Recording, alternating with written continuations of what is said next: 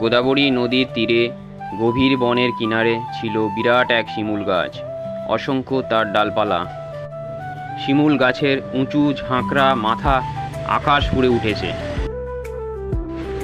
আকাশপথের পাখিরা সেই নিশানা ধরে পথের দিশা ঠিক করত।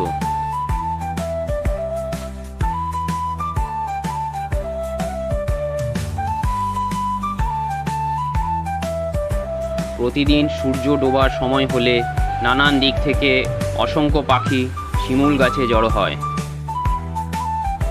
ভোর হলে পূবের আকাশে রং ধরবার আগে পাখিরা আবার যে যার মতো খাবারের খোঁজে উড়ে যায়।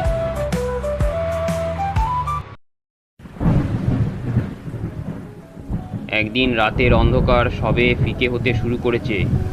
এমন সময় শিমুল গাছের এক কাক ডানা ঝটপট করে জেগে উঠল। সে কাঁকা রবে ডেকে উঠল। সে দেখল এক ব্যাধ গাছের নিচে জাল বিছিয়ে দিল এবং চাল ছড়িয়ে দিল। পায়রার দল বুঝতে না পেরে সেই চাল খেতে শুরু করলো। পায়রাদের পা জালে আটকে গেল এবং তা ছাড়ানো অসম্ভব। পায়রার সর্দার সবাইকে একসঙ্গে উঠতে বলল, জাল সমেত। ব্যাধ ঝোপের আড়াল থেকে বেরিয়ে এলো। ব্যাধ দেখল তার দামি মোটা জালও গেল, পায়রাও গেল। এভাবেই পায়রারা মৃত্যুর হাত থেকে রক্ষা পেল।